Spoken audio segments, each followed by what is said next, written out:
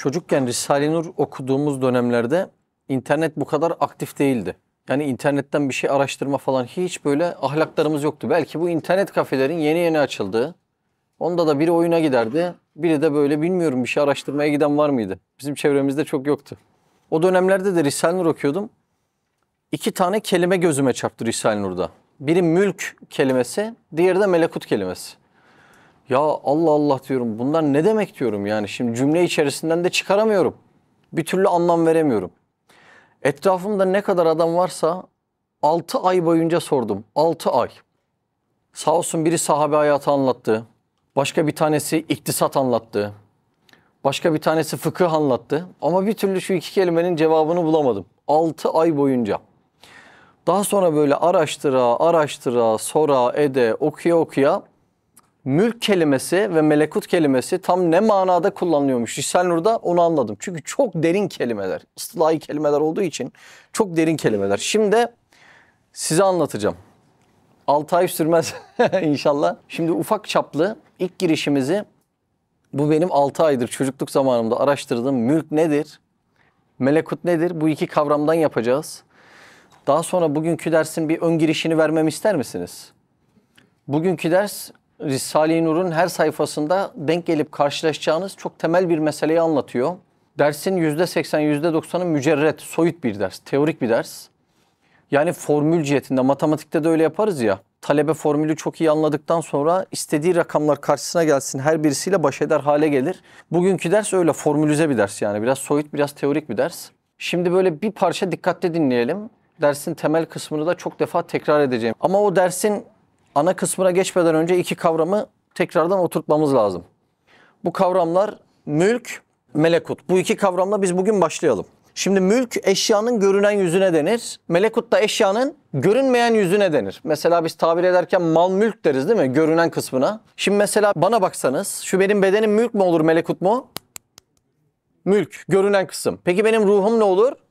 Melekut. Şu 6 ay içerisinde şu cümleye denk gelseydik belki çözecektik yani. Bak 6 aylık çocukluk döneminin birikimini veriyoruz. Eşyanın görünen yüzüne mülk. Kafanızda kodladınız değil mi mal mülkten? Eşyanın görünmeyen yüzüne de melekut denilir. Onu da melekten kodlayın. Tamam mı? Sorun var mı?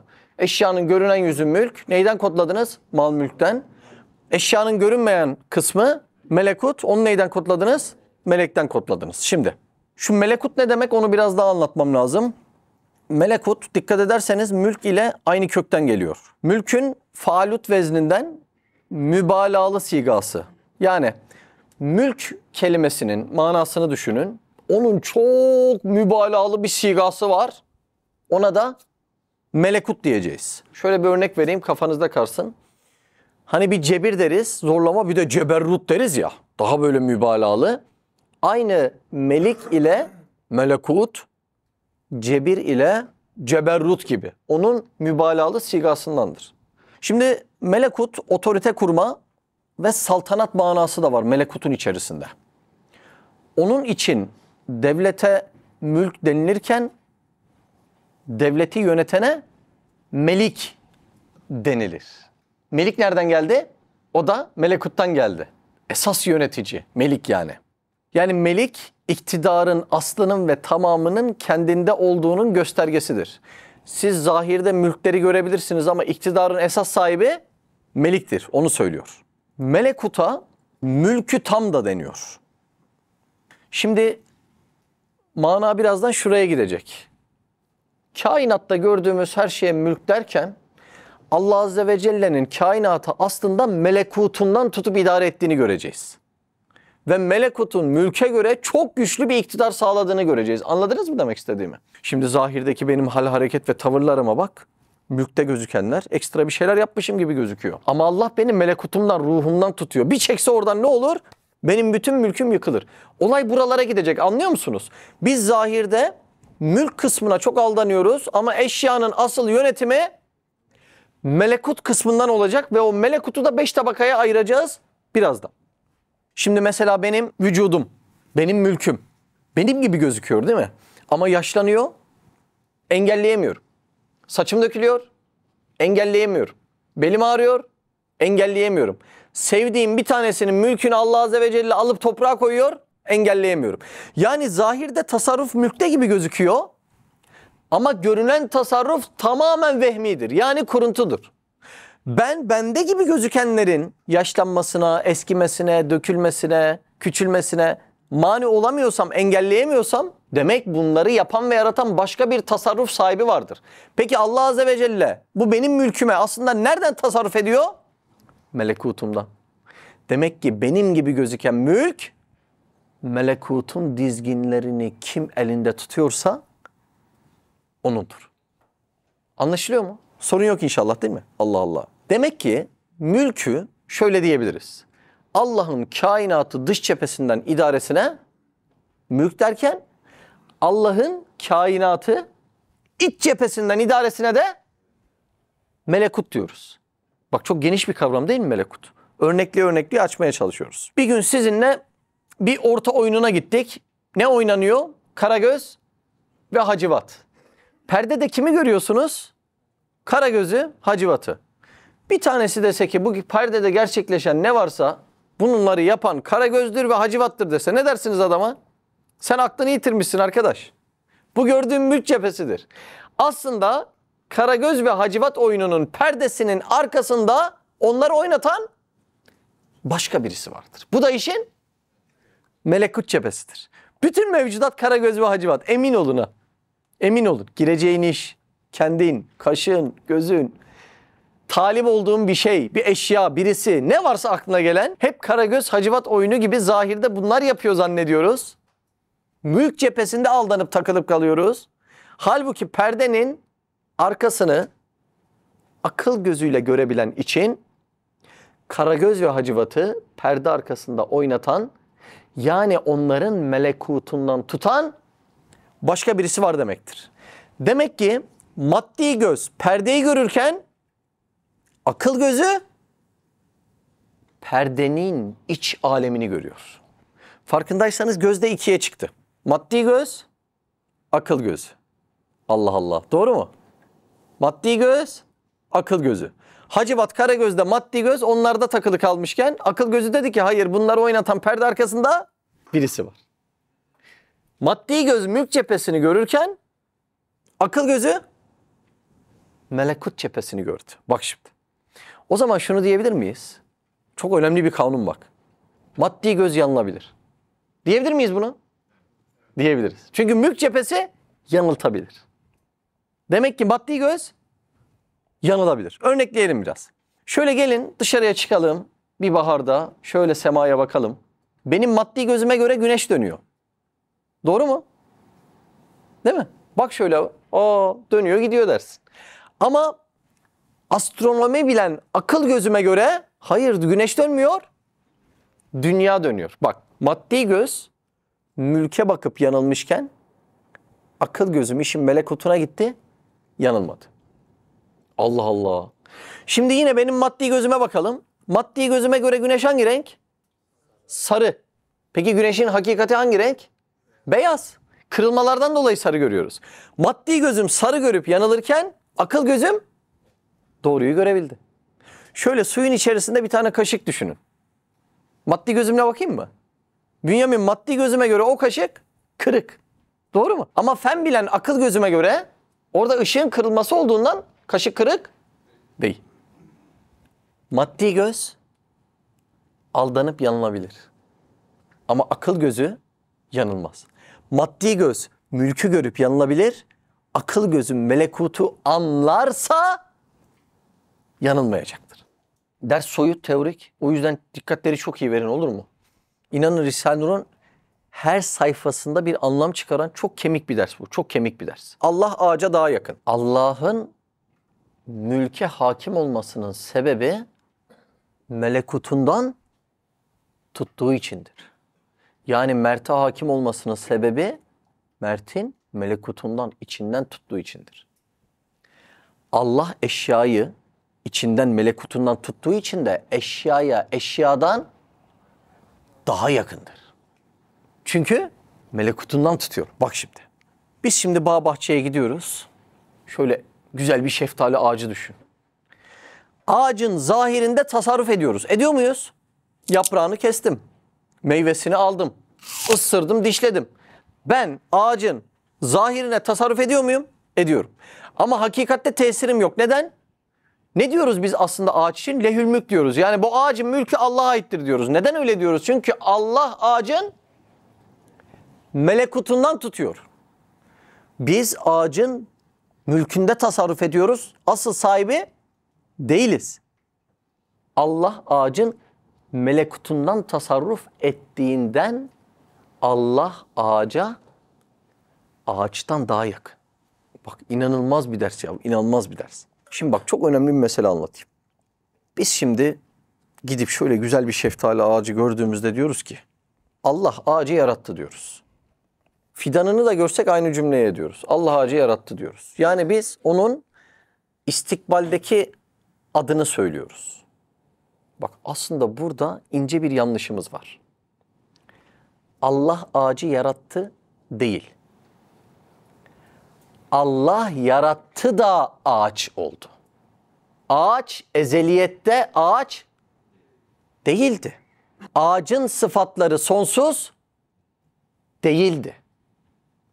Kafa yanmıyor değil mi? Sonradan olan bir şeyin sıfatları sonsuz olamaz. Bir şey sonradansa onun sıfatları da sonradandır. O yüzden Allah sonsuzda var olan ben ağacım diyen bir ağacı yarattı değil. Allah yarattığı ve öyle olmasını istediği için ağaç oldu. İnce farkı anladınız mı? Bak melekuttan tutmak ne demek? Cümledeki ince nüans anlaşıldı değil mi? Yani Allah ağacı yarattı değil, Allah öyle yarattığı için ağaç oldu. Şimdi bazen hani akla geliyor ya, ya tamam Allah bu ağacı yarattı da koca güneşi nasıl yarattı? Güneşin koca oluşu ezeli değil, sonsuz değil. Allah yaratıp o sıfatları verdiği için sonradan koca güneş oldu. Yani melekutta Allah'ın ilmi ezelisinde hiçbirinin zerre farkı yok. Senin mülk cihetinde gördüğün farklar sonradan Allah o sıfatları verdiği için öyle oldu. Anladınız mı demek istediğimi? Yani Allah'ın melekutundan tutması her şeyin başlangıcı, orayı anlatmak istiyorum yani. Senin evdeki çocuğunu, bebeğini Allah yarattı değil, Allah yarattığı için o evdeki çocuğun oldu. Çok ince. Melekutundan tuttu yani sanki fabrikada onun şekli, kalıbı, kaşı gözü vardı da Allah onu yeryüzüne gönderdi. Öyle değil. Allah yarattığı için onlar da ona eklendi. Çok ince bir mesele yani. Allah Allah.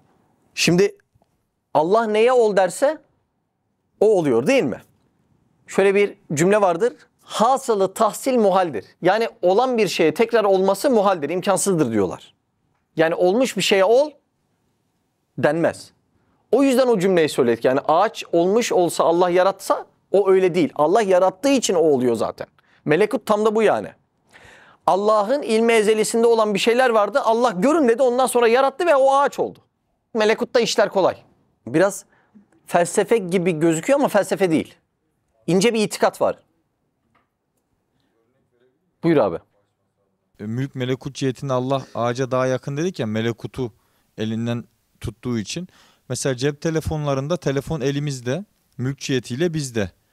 Bu telefon noktasında mesela kullanıyoruz, diyoruz ki bu benim. Yani zahiren öyle görünüyor ama mesela Apple merkezden veya Android merkezden telefonun sistemi iptal olsa veyahut da bazı istasyonları desek ki çalışmayacaksın, takoz olarak kullanılır. Tam öyle. Diye düşünebiliriz herhalde değil mi Tam abi? öyle. Melekut kimdeyse telefonun aslı onda. Aynen abi. Onu öyle Zımnen oturttum. sende. Aha. Doğru. Çok güzel. Çok güzel. İyi. Anlaşılıyor. Hamdolsun. Melekutta işler kolay dediniz mi?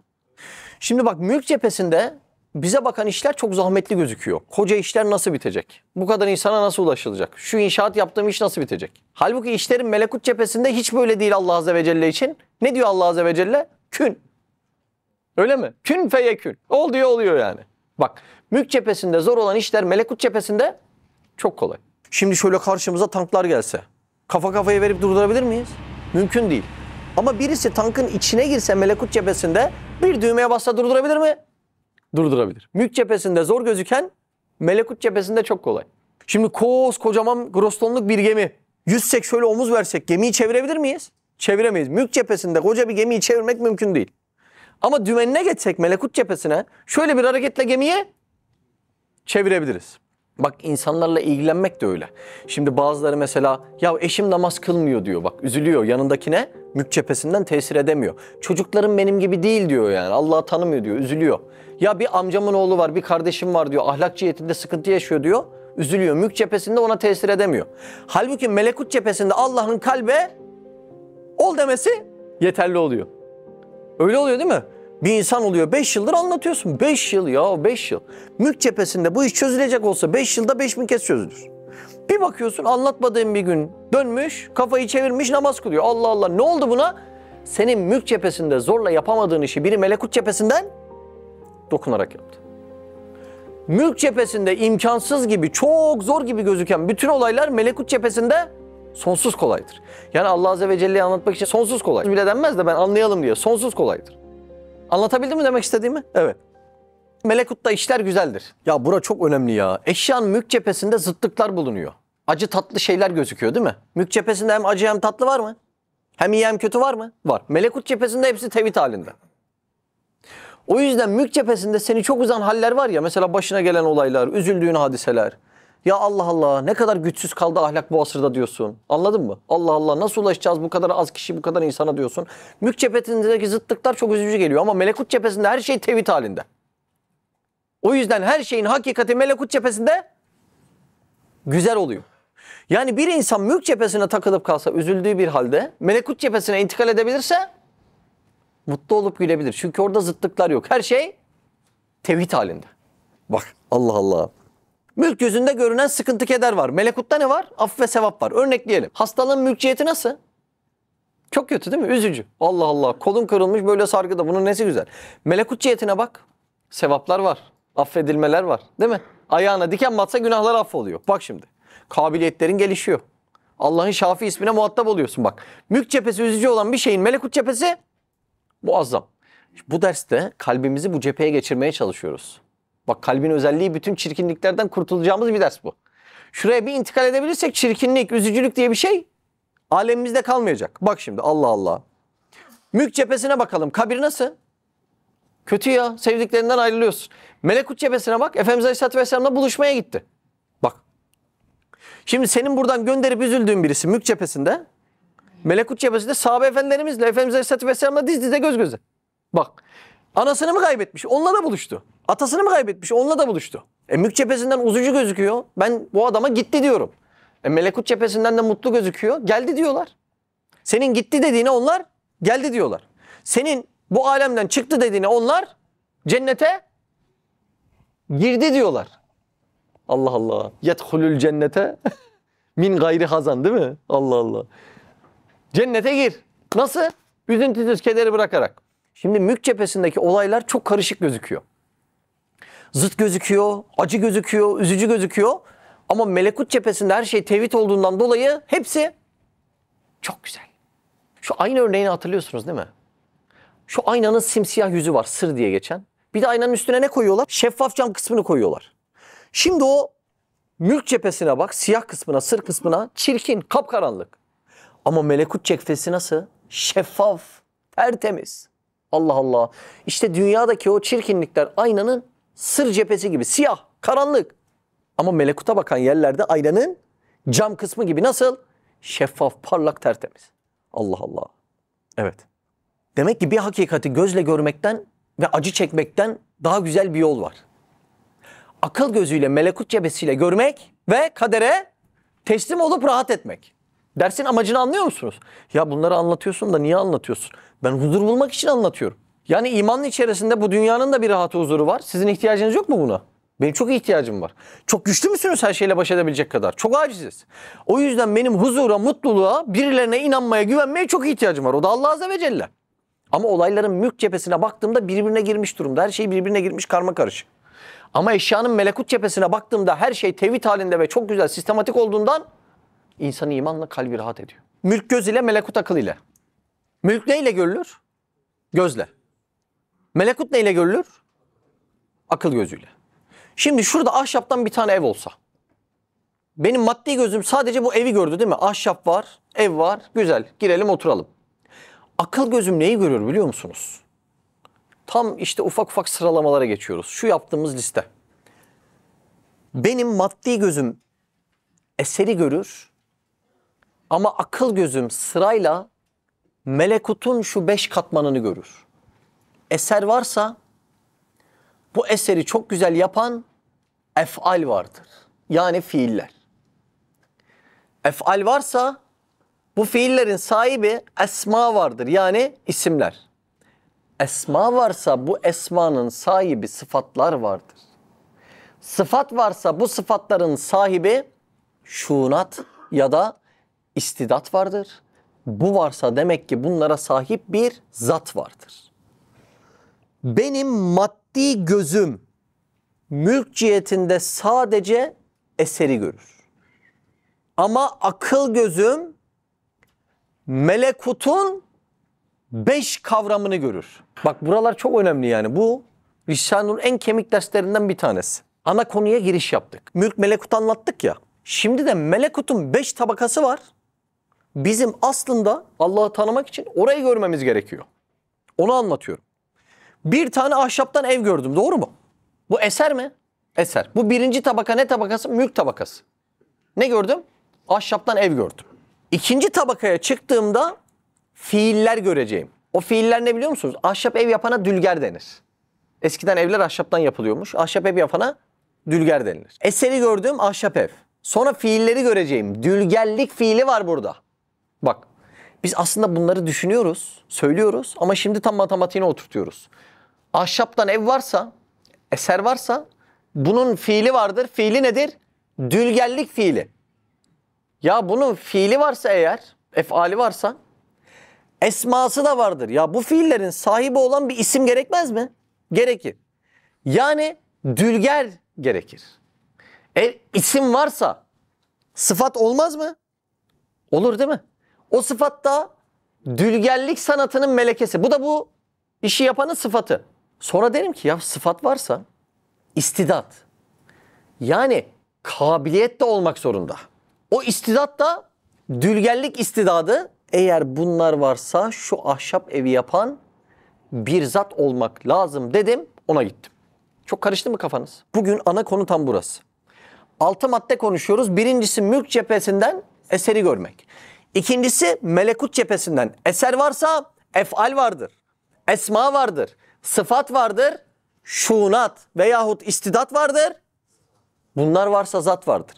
Yani şu mevcudattaki eserleri görüp maddi gözle, akıl gözüyle de bu şekilde bir yaratıcıya gitmemek imkansız bir şey diyeceğiz. Anladınız mı? Allah Allah. Ya öyle bir ders ki, o kadar önemli bir ders ki. Ya şu dersi alan birisi hayatında aklındaki milyon sorunun cevabını alır. Öyle bir ders yani. Tevhidin özü bir ders bu. Tevhidin özü. Allah Allah. Şimdi şu sıralamayı bir iki daha yapalım mı? Ağzımız alışsın. Eser, ef'al, esma, sıfat, şunat ya da istidat, zat. İnsan için istidat diyeceğim, Allah için şunat diyeceğim. Tekrar et. İnsan için istidat diyeceğim, Allah için şunat diyeceğim. Şu an şunat diye tekrar edeyim mi ben? Bak. Eser, ef'al yani fiiller, esma, sıfat, şunat, zat. Melekutun 5 katmanını konuşuyoruz bak. Bu birinci katman ne katmanı? Mülk katmanı. Bak. Allah Allah. Allah o 6'yı öyle yapalım diye ikinci ele ayırmış, görüyorsunuz mu bak. Bu melekut demiş. Bak. Baştan alıyorum. Birincisi ne cephesi? Mülk cephesi. Diğer 5'i melekutun katmanları. Bak. Bir şeye baktığımızda böyle bakmak gerekiyor. Bir soru sorayım. Maddi gözüm hangilerine bakıyor? Çok güzel. Sadece birinciye. Akıl gözüm hangilerine bakıyor? Bu 5 tanesine bakıyor.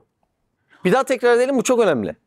Eser, ef'al, esma, sıfat, şunat, zat-ı akdes. Bugün dersin ana konusu tam burası.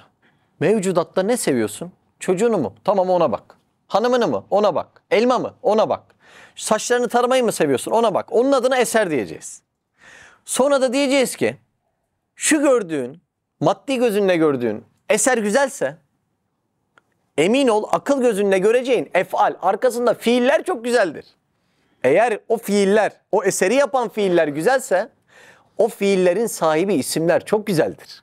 Eğer o isimler çok güzelse isimlerin arkasındaki sıfatlar çok daha güzeldir. Eğer sıfatlar güzelse sıfatların arkasındaki şuunat-ı ilahi yani ilahi haller daha güzeldir. Eğer şuunat-ı ilahi bu kadar güzelse onun arkasındaki zat-ı akdes mutlak güzeldir. Tam bunu konuşacağız. Bir esere bakıp yaratıcıya nasıl intikal edilir? Bu ders onun dersi. Şimdi bunu niye böyle bakıyoruz? Alem sadece maddeden ibaret değil. Aksine manadan ibaret. Bir kitap verir misiniz?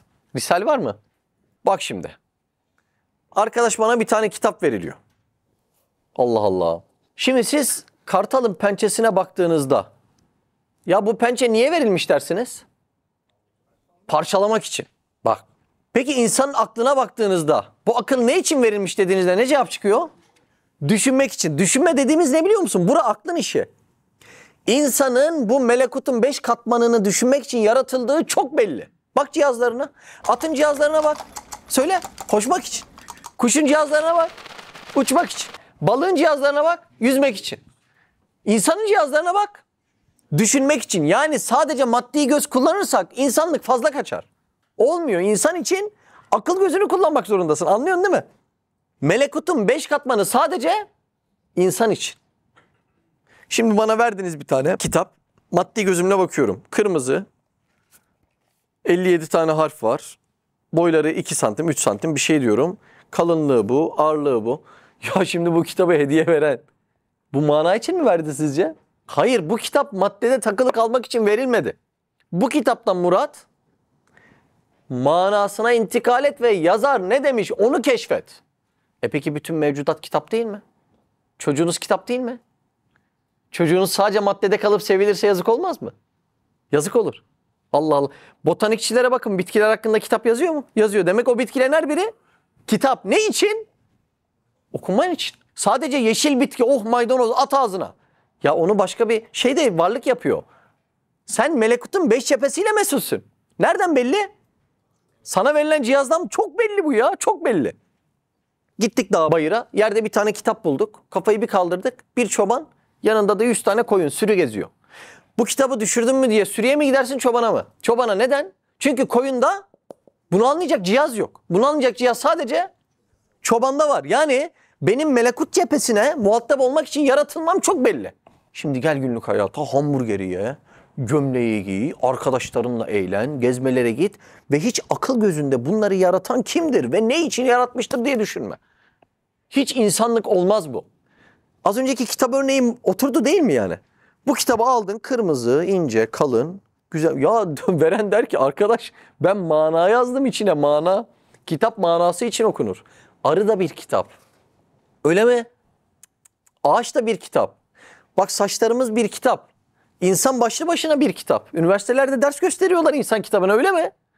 Allah Allah. Ama bunun maddesinde kalmak o insanlık olmuyor. Neden? Çünkü insana verilen cihazata göre senin melekutun 5 cephesine intikal etmen lazım.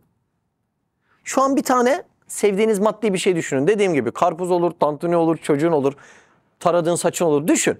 Şimdi o düşündüğün şey mülkün 1. katmanı olan eser. Bize verilen akıl cihazatı şunun için verilmiş. Ya bu eser ne kadar güzel. Demek ki efal, o esere dokunan fiiller güzel. Demek ki o fiillerin sahibi isimler güzel. Demek ki o isimleri tetikleyen sıfatlar güzel. Demek ki o sıfatları tahrik eden şuunat-ı ilahi haller güzel. Demek ki bunlara sahip olan zat-ı akdes mutlak güzel. Anladın mı neden bir şey güzel? Ya tevhidin özü bunlar ya. Özü bunlar, özü. Özü ya. Bak çok önemli bir ders. Şimdi biz bir tane eseri görüyoruz. Gölge yani. Mülkün 1. katmanı. Eseri görüyoruz. Bir tane gönlünün kaydığı bir insan düşün. Şundan da menfaatim olsun diye ortaklaşa işe girdiğin bir ortak düşün. Müptela olduğun araba düşün. Gençliğini düşün. Ya 1. katman gölgede müptela oluyorsun ama asıl güzel olan bu değil ki. Senin o sevdiğin ne var? Bak bunları tefekkür edelim, ders otursun. Söyle ya, gömleğini de seviyor olabilirsin. Söyle, maksat tefekkür çıksın. Ya senin bu sevdiğin aslın gölgesinin gölgesi. Ya sen kaç perdelerden geçmiş bir gölgeye bu kadar aşıksan, bu perdeleri yırtsan, Zat-ı Akdes'e muhatap olsan böyle bir lezzet yok ya. Anladın mı? Allah Allah. Dersin konusu şu, perdelerden bizi kurtarmak. Dersin ana meselesi. Gölgelerde takılı kalıyoruz. Bir yırtsak güneş çıkacak oradan. Perde sevilir mi ya? Perde perde. Perdenin tam arkasında güneş var. O melekut cephesinde. Orayı bir yakalasam var ya. Şu sevdiğim saat giderse gitsin. Eser yani. Niye? Melekut cephesini razı edersem istediği kadar saat verir bana. Doğru mu? Onun ilmi ezelisinde kaç saat var? Sonsuz. Şu sevdiğim insan vefat etti. Eser cihetinde. Ama ben eğer melekutunu elinde tutanı razı edersem o insandan kaç tane verir? Sonsuz.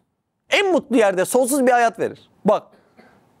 Yani biz gölgede takılı kalıp onları seviyoruz. Asıl sevilecek olan şey eser değildir. Derste bunu anlatacağım derinlemesine. Buyurun başlayalım. Dersin zahmetli kısımları buralarda biraz. 33. söz 18. pencere. Evelem yenzuru fi melekutis semavati vel ard. Bak şimdi. Ayette diyor ki Evelem yanzuru fi melekuti semavati vel ard. Şimdi burada fi melekuti. Buraya bir dikkat etmemiz lazım. Yani melekutunda. Ayette diyor ki semavet ve arzun melekutunda bulunanlara nazar etmediler mi? Dikkat ettiniz değil mi nazar kelimesine de? Yanzuru diyor çünkü.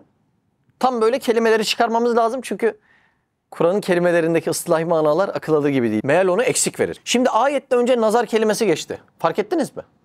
Şu nazar kelimesine bakalım. Gözü bir yere tevcih etmeye nazar denir. Nazar ne demek? Gözü bir yere tevcih etmeye nazar denilir. Bu kelime, nazar kelimesi ayetlerde akıl içinde kullanılır. Çünkü aklın işi de görmektir. Gözün işi görmektir, aklın işi de görmektir. O yüzden ayette nazar kelimesi akıl içinde kullanılır. Şimdi fi geçti ayette. Dikkat ettiniz değil mi? Fi diye bir harfi cer deniyor ona. Fi. Şimdi bir ayette nazar kelimesi ila ile gelirse göze hitap ediyordur. Yani gözünle bak. Ama fi ile gelirse içine bak, içindeki delillere bak manası vardır.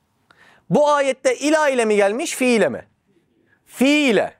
Demek ki bu gözünle değil, akıl gözünle bak diyor. Semavata ve arza içindeki delillerle akıl gözünle bak diyor. İnceyi anladınız mı? Bak bir örnek daha vereyim, tam otursun. Şimdi Saffat 88'de İbrahim peygamberle ilgili bir ayet var. Ayette diyor ki fenazara nazraten fin nucum. Sonra yıldızlara nazar ederek baktı. Fi dedi, dikkat ettiniz mi? Fin nucum. Yani yıldızın kendisine değil, içine bak, delillerine bak diyor. Sonra devam ediyor, diyor ki fekale inni sakim. Dedi ki ben hasta olacağım. Şimdi yıldıza bakmakla hasta olmanın korelasyonunu kurabilir misiniz? Yani yıldıza bakınca şunu desen, yıldıza baktım parladı. Oldu mu? Oldu. İlah olsa böyle olurdu değil mi? Ama yıldıza bakıp hasta olacağım. Bunun korelasyonunu kuramıyorsun. Burada aslında şunu diyor yani, onun derinliklerine, delillerine bakmaz mısınız manasında söylüyor. Sabilik ya. Hazreti İbrahim döneminde yıldızlara bakıp böyle mana çıkarıyorlar. Hazreti İbrahim de onlara binaen söylüyor. Buyur. O fenzur ile eseri rahmetillah ayetinde de ile kullanılmış. Evet. Ama eseri rahmetlilik. Burada da birinci basamak eser ya. Evet. Eseri rahmetlilik. Ama Ahmet'in eserlerine çok bak. O yüzden ilah kullanılmış. Fenzur yine nazar etmek kökünden geliyor. Mükemmel bir olay. İlahi gördünüz mü? Ne diyor yani? Esere. Esere bak diyor. Akıl Eseri almaz bir rahmet. olay değil mi? Nazar kelimesi anlaşıldıysa okumaya devam edelim. 22. sözde izah edilen şu temsile bak ki nasıl mükemmel, muntazam, sanatlı, saray gibi bir eser bilbedahe muntazam bir fiile delalet eder. İlk konumuz şu, eser varsa fiil vardır. Zaten 6 basamak ezberledik. Birincisi mülk, 5'i de melekut basamağıydı. İlk bunu konuşuyoruz yani. Bir eser görecek, ne diyecek esere Bünyamin? Ne güzel esermiş ya. Bak çocuğun olur, saçın olur, tantuni olur, yeni aldığın gömlek olur, mükemmel bir villa olur. Görüyorsun, hayran oluyorsun, mest oluyorsun. Ama bu ders diyor ki, ya bırak eseri ya. Sen esere güzel diyorsan aslında fiil güzeldir arkasındaki fiil. Eser iz demek. Yani buradan bakarsak biraz daha faydalı oluyor. Müesser iz sahibi demek. Eser iz demek yani. Yani öyle bir iz var ki o diğerlerini doğuracak yani. Sadece ona ait. Anlatabildim mi? Eser sadece ona aitin izini barındıracak. Müesser iz sahibi demek. Tesir müessirin esere iz bırakması demek. Teessür de bir olayın üstünde iz bırakması demek. Şimdi birinci konu şunu dedik. Eser güzelse aslında eser güzel değil. Fiil güzeldir. Bugünkü eserimiz bu. Ahşap ev. Şimdi bu eserin güzelliği nereden geliyor? Melekutundan geliyor. Şimdi şu katmanlarla ilgili bir meseleyi de anlatmam lazım. Eser güzelse fiil güzel dedim ya. Fiil çok daha güzel. Neden? Gittik sizinle. Mekana girdik. Bir tane tantuni yedik. Limonu tuzu sıktın mı? Sıktın. Bak yeni Kosova'dan geldin. Yedin değil mi? Yağları böyle damlıyor mu? Damlıyor. Dedin ki Allah Allah şu 16. tantunide doyar mıyım acaba? Şimdi aslında güzel olan... Acıktım ya. Derse çıkarken bir şey yemiyorum ya. Midem şey olmasın diye. Böyle anlatmak çok riskli oluyor. Aslında o eser yani tantuni değil güzel olan... Tantuninin bir üstünde fiil güzel. Ama fiil tantuniden çok daha güzel. Yani tantunide şu kadar güzellik varsa fiilde bu kadar güzellik var. O fiilin sahibi tantuniyi güzel yaptığı gibi kebabı da çok güzel yapabilir. Tantuni çok güzelse tantuni bir kebaba güzelliğini veremez. Eser güzelliğini devredemez. Tantuninin güzelliği bu kadar, fiilin güzelliği bu kadar. Çünkü ya bu tantuni güzelse, tantuni yapma fiili bundan çok daha güzel. O kadar güzel ki tantuni hariç başka şeyleri de güzel yapabilir. Eserden melekuta intikal etti. Anlaşıldı mı demek istediğim? Allah Allah. Yani tantuninin zatı güzel değil. Tantuni yapılmadan önce kendinde güzellik yoktu. O güzellik fiilde vardı. Fiil eserin oluşmasına kendisini sevk etti ve ortaya bir güzellik çıktı. Anlatabildim mi demek istediğimi? Sorun yok inşallah. Yani eserdeki güzellik fiile kıyaslandığında noksan bir güzellik kalıyor. Aslında güzellik eserde mi? Hayır, fiilde kalıyor. Bak şimdi. Allah Allah. Devam edelim okumaya. Yani bir bina bir dülgerliğe delalet eder. Yine aynı örnekten devam edelim. Ahşap bina. Ahşap bina yapana ne deniyor? Dülger. Şimdi gittim bir tane ahşap binayı gördün mü? Gördüm, mest oldum. Allah Allah. Camlarını, her şeyini 10 numara yapmışlar. Önüne havuzu koymuşlar. Bahçede böyle sürekli bir şeyler dolaşıyor. Ne dolaşsın? Tavuk, civciv dolaşsın. Koyun kuzu dolaşsın. Onları Ömer yesin. Şimdi ben Allah Allah ne güzel bir ahşap bina dedim. Aslında güzel olan eser değil.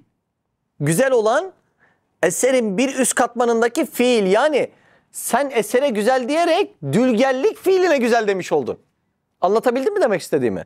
Sen tantuniye güzel diyerekten tantuniyi yapmanın fiiline aslında güzel demiş oldun. Mevcudatın tamamındaki güzellik bir üst katmandan gelmektedir. Devam edelim okumaya, sorun yok değil mi buraya kadar? Şimdi mesela şunu diyoruz ya. Ya şu adamın yaptığı eve bak. Adam iyi iş çıkardı.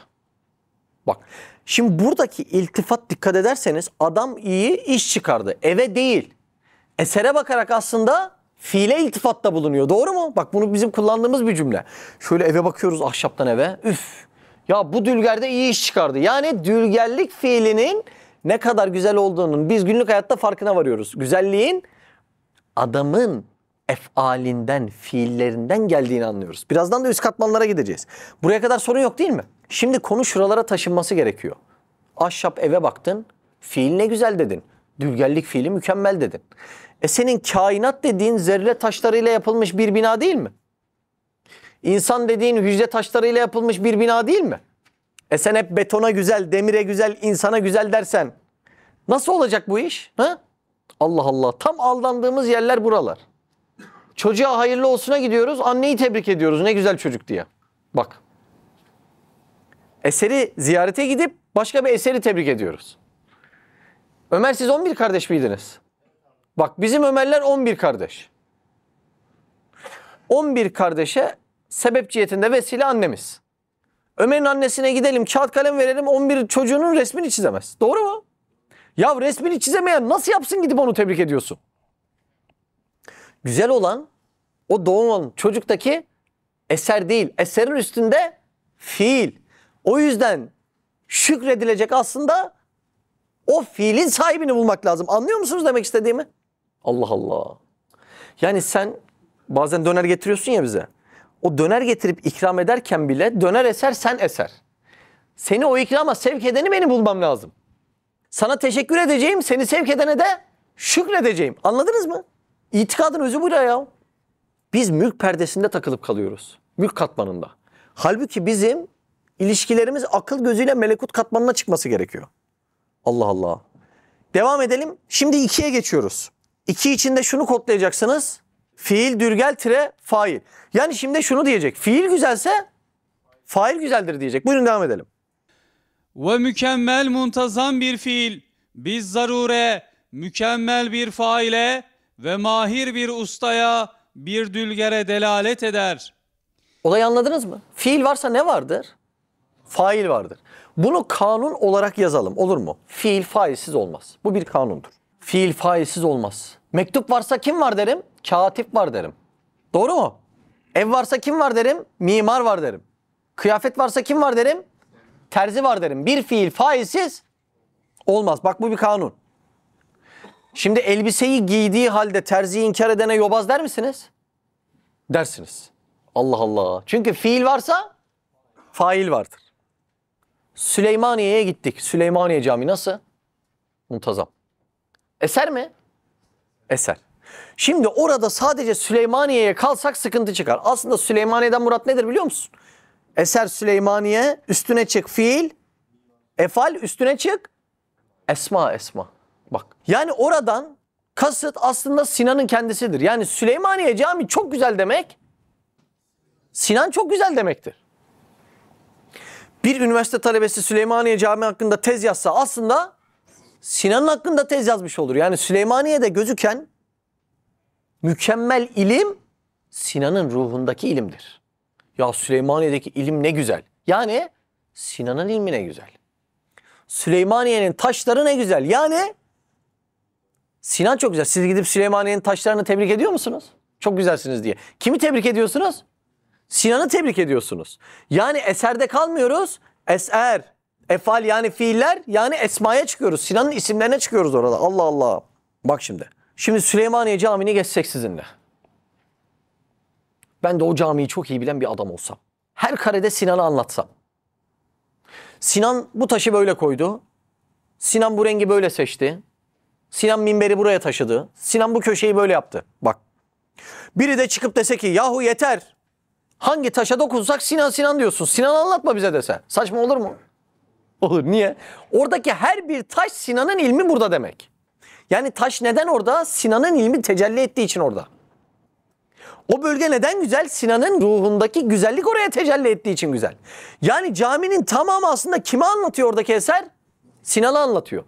Bazen bize de diyorlar ya ne konuşsanız Allah'a bağlıyorsunuz. Nasıl bağlamayacaksın? Ne konuşsan Allah'ın ilmi, Allah'ın güzelliği, Allah'ın kudreti. Aslında bizim sana şunu sormamız lazım. Sen neden her şeyi Allah'a bağlamıyorsun? Şimdi Süleymaniye'yi Sinan'dan koparmaya çalışan bir yobaz düşünebilir misiniz? Hayret edersiniz değil mi? Mevcudattaki şu güzellikleri Allah'tan koparmaya çalışmak, sanatkarından koparmaya çalışmak mümkün değil olmaz. Bak çok ilginç bir kafadayız. Süleymaniye'yi görüyoruz. Sinan'ı inkar eden hiç kimse yok. Ama Sinan'ı görüyoruz, Sinan'ı yapanı inkar ediyoruz. Ya Sinan Süleymaniye'den daha hayret verici değil mi? Sinan'daki bina. Allah Allah. Bina mastarın adı yani yapılma. Aslında bizim şimdi bina dediğimizde mebni deniyor. Var olana. Şimdi Sinan bina edilmiş. Doğru mu? Hücre taşlarıyla. Ve Sinan'ın ruhundaki bir parça güzellik Süleymaniye olmuş. Bak Süleymaniye bir tane güzeldir ama Sinan'ın ruhunda Selimiye, Süleymaniye başka birçok güzellik var. Anladınız mı? Yukarı katmana çıktıkça güzellik artıyor. Esere bak Süleymaniye'ye. Bir güzel Süleymaniye. Fiile çıktım, esmaya çıktım. Onlar başka Süleymaniyeler de yapar mı? Yapar, yapmaz olur mu? Yani katman yükseldikçe güzellik artıyor. Anladınız mı olayı? Eser varsa fiil vardır. Fiil varsa fail vardır. Allah Allah. Anlaşıldı değil mi buralar? Güzellik meselesi. Şimdi Allah Azze ve Celle bütün mevcudatta kendisinin görülmesini istiyor ya, biz buna tevhid diyoruz. Yani bir taşı Allah'tan koparıp şunlar yarattı desen ne olur? Şirke gider. Şimdi bazıları soruyor, diyor ki yani Allah Azze ve Celle de her şeyi bana bağlayın diyor. Bu kibir olmaz mı diyor. Bak, kibir kendinde olmayan büyüklüğü varmış gibi göstermeye kibir denir. Doğru mu? Kibir nedir? Kendinde olmayan bir büyüklüğü varmış gibi göstermek kibirdir. Bizim saydığımız güzellik ve büyüklüklerin her birisi Allah'tan zaten. Bundan kibir olmaz ki. Yani şu an Allah'ın ilmi emrah sana tecelli etmese, güzelliği tecelli etmese, isimleri tecelli etmese emrah dağılır kalır. O yüzden aslında emrah demek kimi anlamak demek? Allah'ı anlamak demek. Dersin burası çok önemli. Şimdi karı koca birbirine bakınca birbirinde takılı kalıp Allah'ı göremiyor. Adam yıllarca çocuk seviyor, çocuk Allah'tan uzaklaştırıyor. Oradan Allah'a taşınamıyor yani. Çok problemlerimiz var melekut cephesinde. Anlıyor musunuz demek istediğimi? Bir şunu dedik, eser güzelse fiil güzeldir. Şimdi dedik ki eğer fiil güzelse aslında esması güzeldir. Genişliyor gitgide güzellik. Fail tire sıfat. Şimdi onu anlatıyoruz. Ve mükemmel usta ve dülger ünvanları bilbedahe mükemmel bir sıfata, yani sanat melekesine delalet eder. Ya bu dülger bu evi nasıl yaptı? Neden bu kadar güzel? Çünkü sıfatları çok güzel. Anladınız mı? Eser neden güzel? Bir üstündeki fiil güzel. O niye güzel? Bir üstündeki esma, isimler güzel. O niye güzel? Sıfat güzel. Bir eserin güzelliği nerelerden geliyor? Allah Allah. Demek ki bunun güzelliğinin olması için sıfatta o güzelliğinin olması şart mı? Şart. Bana neden aşçı demiyorsunuz? Çünkü bende aşçılığın sıfatı yok. Doğru mu? Ahşap bir ev var. Bir üstüne çıkalım, dülgerlik fiili var. Bir üstüne çıkalım, dülger ismi var. Bir üstüne çıkalım, dülgerlik sanatının melekesi var. Sıfat budur. Demek sıfatta o güzellik olduğu için esere o güzellik yansıdı. Bende o yemek, aşçılığın sıfatının güzelliği olmadığından yemek yapsam yenmez. O güzellik yansımaz. Güzellik nereden geliyor görüyor musun? Yani bu eserin kendisine güzellik kalmıyor. Nerelerden geliyor güzellik? Allah Allah. Devam edelim mi? Şimdi 4'e geçiyoruz. Sıfat tire istidat. Burası çok önemli. Yine dersin kopuş noktalarından bir tanesi. Buyurun devam edelim. Ve mükemmel sıfat ve mükemmel meleke-i sanat bilbedahe mükemmel bir istidadın vücuduna delalet eder. Şimdi şu istidat kelimesine bir bakalım. Önce bir soru sorayım size. Ashab 72'de şöyle bir olay gerçekleşiyor. Diyor ki ayette, biz emaneti göklere, yere ve dağlara arz ettik, sunduk. Onlar onu yüklenmeye yanaşmadılar. Dağlar neden bu emaneti kabul etmedi? Çok güzel. Çünkü istidatları yoktu. Bak çok güzel, helal olsun ya. Bir terzi neden beni ameliyat edemez? Çünkü istidadı yoktur. İstidat, kabiliyet gibi düşünün. Birazdan genişleteceğiz. İstidat, kabiliyet. Bir melek neden günah işleyemez? Çünkü buna istidadı yoktur. Bak görüyor musun? Allah Allah. Bir üst katmanda ne çıktı? İnsan için istidat diyeceğiz, Allah için şuunat diyeceğiz. Şimdi bakın, şefkat etmek bir istidattır. Merhamet etmek istidattır. Adalet etmek istidattır. Rızıklandırmak, bunların her birisi bir istidattır. İstidat ve şuunat deyin. Bu katman, yani şu altılımızdaki 5. mesele, insana tevcih edilirse istidat, yani kabiliyet, yani duygu denilir. Allah Azze ve Celle'ye tevcih edilirse şuunat, yani ilahi haller denilir. Anlaşıldı değil mi? Yani bir eserde insanı konuşursak bu 5. katmanda insan için istidat, yani kabiliyet, yani duygu deriz. Ama Allah Azze ve Celle'ye intikal edeceksek şuunat, yani ilahi haller deriz. Ne demek olduğunu şimdi birlikte göreceğiz. Bizdeki istidatların kaynağı ruhtur. Allah'taki şuunatın kaynağı zatıdır. Çok önemli bir mesele, bilginiz olsun. Bizdeki istidadın kaynağı ruhtur. Allah'taki şuunatın kaynağı zatıdır. Biz ruh ile kaimiz, Allah da zatı ile kaim çünkü. Bak, Allah Allah. Şimdi şu gördüğünüz olayların her birisinde insan için konuşacaksam harekete geçiren şey istidattır. Allah Azze ve Celle'nin bir eseri yaratmasını konuşacaksak harekete geçiren burada şuunattır Allah için. Allah Allah. Bak şimdi olaya bak olaya. Allah Azze ve Celle'nin merhamet etmesi. Merhamet etmek Allah'ın eseri midir? Efali midir? Esması mıdır? Sıfatı mıdır? Şunatı mıdır? Şunattır, şunat ilahi haldir. Yani biz o şunatı anlayalım diye Allah Azze ve Celle bize duygu takmış, Allah'ta şunat var. Ya ben bir anlatayım size ya. Şimdi bak. Bütün duyguları icraata sevk eden şeyin adı şunat-ı ilahidir.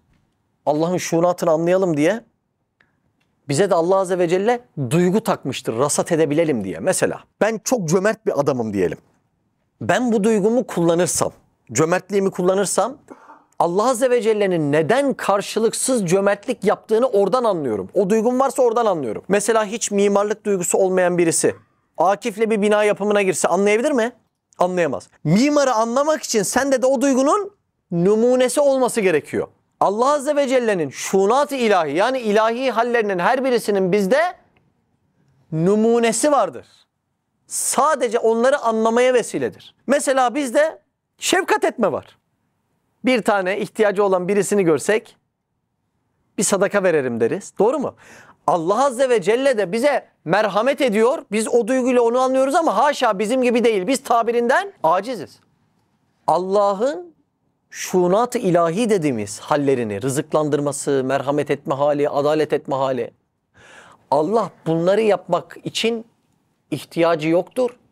Bu hallerin iktizası vardır. Ne demek bu? Şimdi ben cömert bir adam olup size yemek ikram etsem, benim size yemek ikram etmeye ihtiyacım var mı? Hayır. Ney var? Ben cömertsem cömertliğin iktizası olarak yemek ikram ediyorum. Yoksa size yemek ikram edince benim elime bir şey geçmiyor. Ama o duygu varsa bende, cömertlik duygusu varsa onun iktizası yemek ikram etmektir. Bana verilen istidadın sebebi Allah'taki şunatı anlamak. Onun adına işte bende latife, istidat, duygu deniyor. O duygunun numunesi nereden geldi? Şunat-ı ilahiden geldi bak. Bizdeki o küçücük duygu Allah Azze ve Celle'nin şunatını anlayalım diye. Haşa Allah'ta nasıldır? Biz tabirinden aciziz, bilemiyoruz. Bizde numunesi verilmiştir, onu rasat edelim diye. Hayatın amacı bu ya, amacı bu anlattığım. Sen cömert olunca Cüt ismi nedir öyle anlıyorsun. Tövbe edince Kuddis ismi nedir öyle anlıyorsun. Sana verilen istidatları kullanınca Allah Azze ve Celle'deki şunat ilahiyi anlıyorsun. Ama haşa Allah'taki nasıl biz onu bilmiyoruz. Tabirinden aciziz. Yani bizde cömertlik var. Allah'ta cömertliğin şunatı var ama Allah'taki mahiyeti biz gibi değil haşa. Biz tabirinden aciziz. Bilmiyoruz. Keyfiyetini, mahiyetini bilmiyoruz. Bizde numunesi var ki o ismi anlayalım diye. O şunatı anlayalım diye. Hayatın amacı bu. Her Müslümana hayatın amacını sor, Allah'ı razı etmekler. Razı yani rıza denilen olay şunat-ı ilahidir. Razı olmak. Şunat-ı ilahidir. Öyle mi? Allah'ı razı etmek dediğin olay şunattır yani. Şimdi bir tane çocuk gelse şuraya bir makas atarım. Çocuğa sergileyeceğim tavır odur. Doğru mu? Babam gelse şöyle üstümü toparlarım. Babama sergileyeceğim tavır odur. Allah seni görüyor. Hangi tavrı sergiliyorsun? Boşluğa bakar gibi ibadet ediyoruz. Allah alemimizde yok ki bizim. Allah aleminde yoksa nasıl razı edeceksin? Şimdi sahabe gece gündüz neyi konuşuyormuş biliyor musun? Ben bugün Allah'ı nasıl razı edebilirim?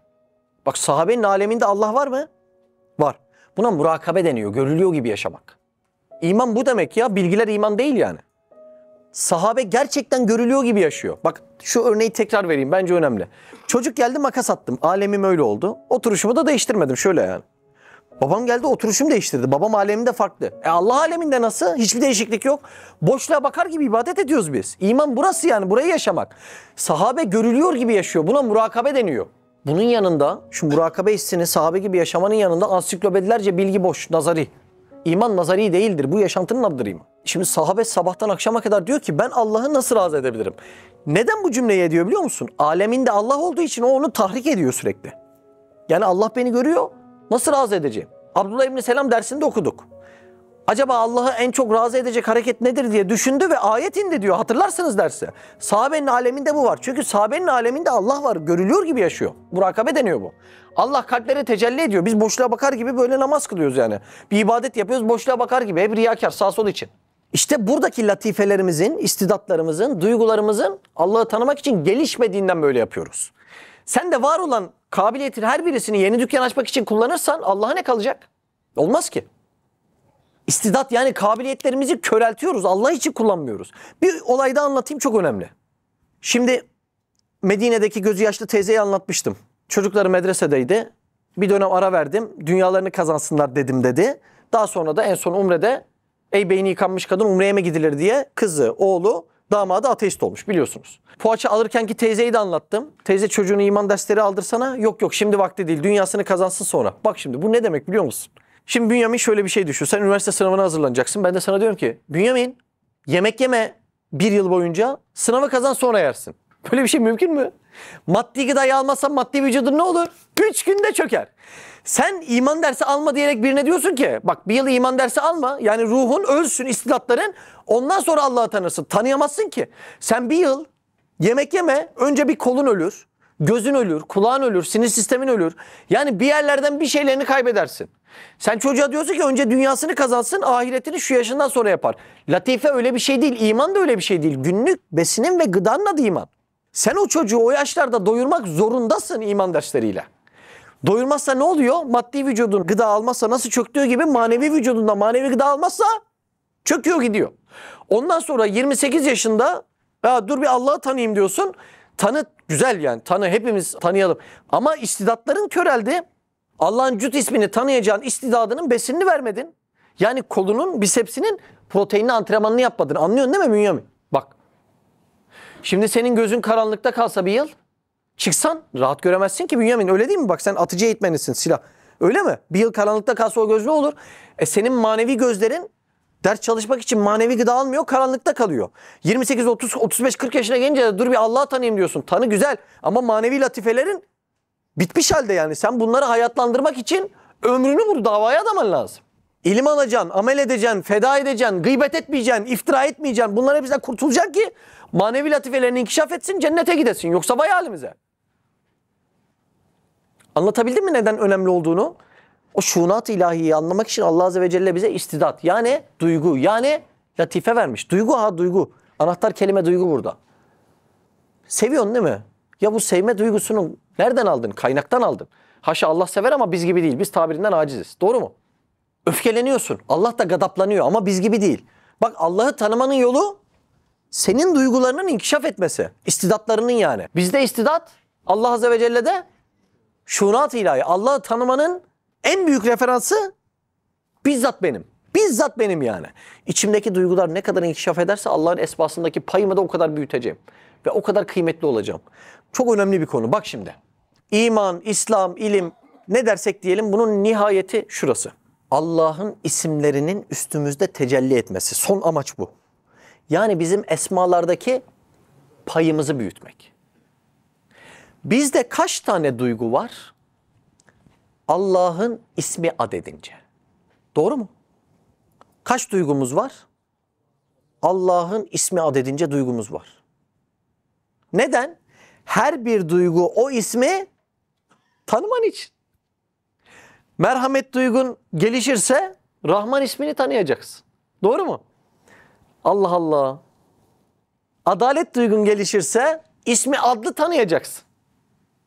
Bak demek insana verilen duygular Allah'ı tanımak için. Kaç ismi var Allah'ın? Duygumuz adedince ismi var. Bunlar bir doğru kullanılsa konu nerelere gidecek? Ergenlikte 16 yaşında, 17 yaşında iman derslerini almayan bir insan Allah'ı böyle çılgınlar gibi sevebilecekken o duygusunu bir faniye veriyor, aşkın ızdırabından kendisini perişan ediyor. Orada çektiği aşk acısı kaybettiği latifesinin yanında küçücük kalır. Neden? Çünkü o latifeyi, Allah'a aşık olacağın o duyguyu. Bak bizde o duygu var mı? Var. Nereden belli? Kullandın ya birine. Nasıl kullandın? Uykusuz kalacak kadar. Her şeyi feda edecek kadar, çılgınlara dönecek kadar. Sende demek böyle bir duygu var. Ortaya çıkınca, keşfedince böyle bir duygu var. Bu karmaşık gibi gözüken ergenlikteki duygu aslında Allah'ı hakkıyla çılgınlar gibi sevebilmek için. Bak öyle diyor hadiste. Uskurullâhe kesiren hatta yekulûne mecnun. Allah'ı öyle zikredin ki size mecnun desinler. Çılgınlar gibi Allah'ı sevebilmek için de bir fanide yanlış kullandın. Latife gıdasız kaldı mı? Kaldı. Duygu öldü. Zaten sonra bakıyorsun ona da aşık olmuş. Öbürüne de kafa daha namazı kavrayacak hale gelmiyor. Neden? Manevi organın zarar gördü. Halbuki o yaşlardan o iman dersleri verilse, o duygu doğru kullanılsa sen Allah'ı o kadar temiz ve olması gereken bir kul gibi seveceksin ki Fanilerden dilenci gibi aşk aramayacaksın. Çünkü aşk duygun doğru isme muhatap oldu. Bak. İnsan duyguları tatmin olmak zorunda mı?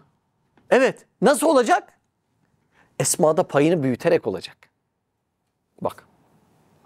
Kol gibi düşünün ya. Doğru yerlerde kullanayım, şu kol kaslarım gelişir mi? Bünyem gelişir mi? Bisepsim, tripsepsim gelişir değil mi? Yanlış yerde kullanayım, sakatlanıp kalır mı? Evet. Aynı böyle. Peki çok fazla yanlış yerde kullanıp sakatlanırsam doktor bana bir yerden sonra artık bu kullanılamaz diyebilir mi? Duygu bu işte. Kol gibi düşün, göz gibi düşün, kulak gibi düşün. Yani şu dişimi yanlış kullansam Doğan, sen diş hekimisin. Dişimi yanlış kullansam bunun işi bitti, iptal diyeceğin gün olur mu? Olur işte yani. Bir organı yanlış kullandığında iptal olabilir. Ama çektiğin aşk acısı çok küçük kalıyor. Neyin yanında? Sen Allah'ı çılgınlar gibi 10 numara sevebilirdin. Allah'ın sevgide tatmin olup dünya gözünde böyle çok araçsallaşabilirdi. Yani mükemmel bir makama çıkabilirdin. Olması gereken kulluk makamı, sahabenin hayatı yani. Senin o karmaşık duygularını, hırs mesela. Hırs diye bir duygun var mı? Var. Kim takmış? Allah takmış. Ya Rab niye taktın? Bak. Bu hırslanmayı ahiret cihetinde yapsaydın, bak Hazreti Hamza'yı şehit ediyorlar. Müsle ediyorlar, etini kesiyorlar, boyunlarına takıyorlar. Bak kanları şimdi soğumuyor, öyle şehit ediyorlar Hazreti Hamza Efendimiz'i. Ama şehitlerin efendisinden Hazreti Hamza Efendimiz. Niye? Ahirete hırslandığı için. Bak. Şimdi mülk cihetindeki olaya bak, melekut cihetindeki olaya bak. Şehitlerin efendisi, Seyyid-ü Şüheda, öyle mi? Bak. Neden? Hırsını doğru yerde kullandığı için. Şimdi sen orada bir tane dükkana hırslanıyorsun. 2 gelecek planına hırslanıyorsun. Hem onlar elinde patlıyor, o önemli değil. Dünya kısmı önemli değil bunun. Allah'ı tanıyabilecek duygun çöpe gidiyor. Şimdi bütün olayın en nihayeti bizdeki duygular var ya tohum hükmünde. Onlar nasıl fidana dönüşür? Esmada payımızı büyütürsek. Duygularımız vardı, Allah'ın isimleri vardı. Bir duygu o esmadaki kabiliyetini geliştirse. Mesela cömertlik duygun var. Vere Cut ismindeki payını geliştirdi.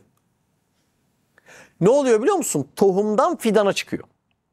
Her duygunun bu dünya toprağına ekilmesinin sebebi tohumdan fidana çıkarmak. Eğer o duyguların esmalardan payını büyütürse, yani her birisi tohumdan fidana çıkarsa, o fidanlar alınacak, ahirette cennet toprağına ekilecek, sonra ağaç olacak, sen onun meyvesini yiyeceksin. Peki o duyguların fidana dönüşemezse bu dünyada, gübre olursa, tohumda kalırsa, sen cennette o duyguların lezzetlerini alamayacaksın. Şu an dünyada yaşıyorsun, her şeyin 10 numara ama gözünü aldık, lezzetini alamadın. Ersin düşün. Çok sıkıntı değil mi? Bak.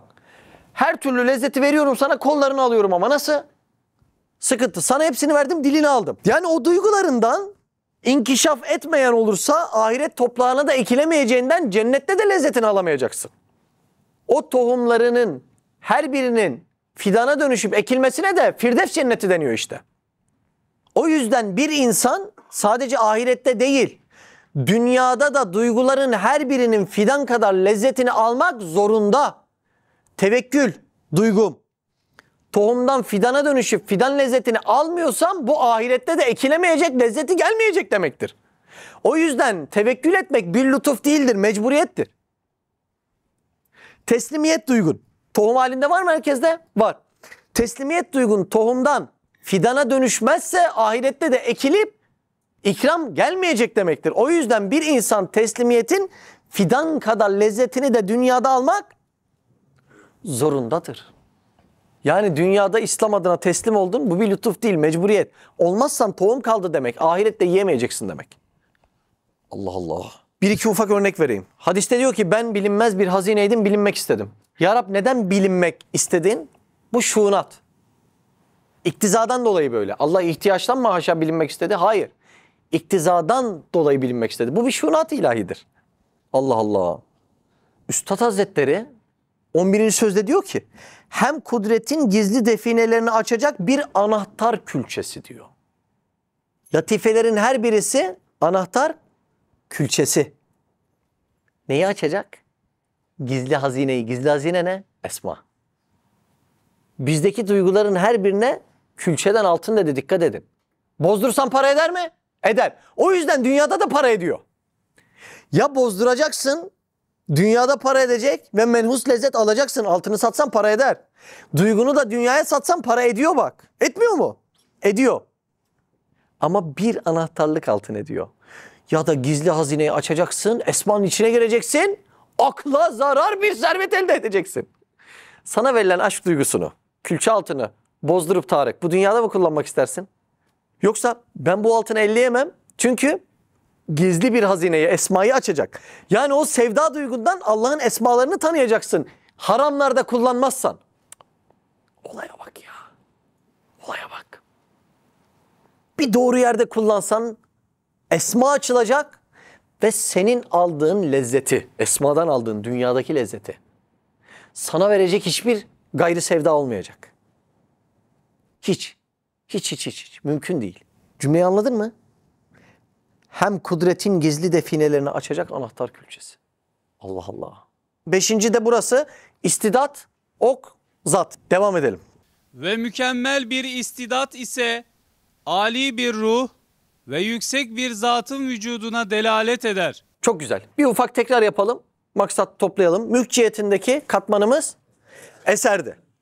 Maddi göz bunu görürdü. Bundan sonrakiler için akıl gözü lazım. Değil mi? Devamında şöyle eseri görüyorsa akıl gözü devreye giriyor. Şöyle devam ediyor. Eser güzelse efal güzeldir. Esma güzeldir. Sıfatlar güzeldir. Şunat-ı ilahi güzeldir.